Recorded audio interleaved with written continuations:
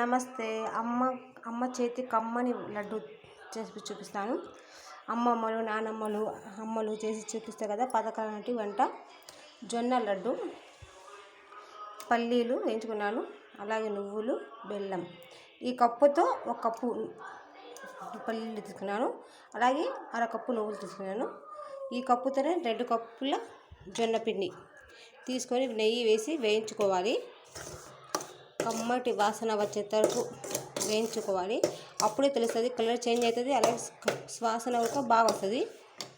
వేయించుకొని పక్కన పెట్టుకోవాలి. ఇప్పుడు మిక్సీ జార్ తీసుకొని మిక్సీ పట్టుకుందాం.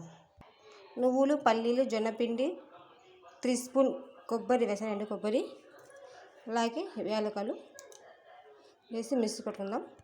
ఇప్పుడు దీంట్లో 1 కప్పు బెల్లం తురుము వేసుకోవాలి. మిక్సీ పట్టి దీంట్లో బౌల్లో వేసాము.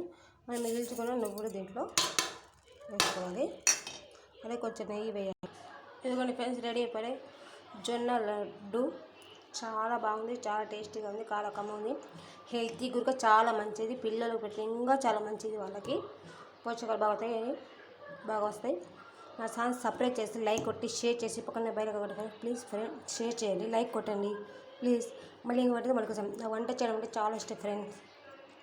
మీకు ఏమైనా కొత్త వెరైటీ వంటకాలు తెలిసినా, మీకు ఏమైనా వచ్చిన వంటకాలు అయితే నా కామెంట్ పెట్టండి, ఎలా చేయాలో చూపిస్తాను. ఏమైనా మీ అమ్మమ్మ వాళ్ళవి వంటలు, పాతకాలవి వంటలు ఉంటే రెసిపీ పంపించండి. బాయ్ ఫ్రెండ్స్, మళ్ళీ కలుద్దాం.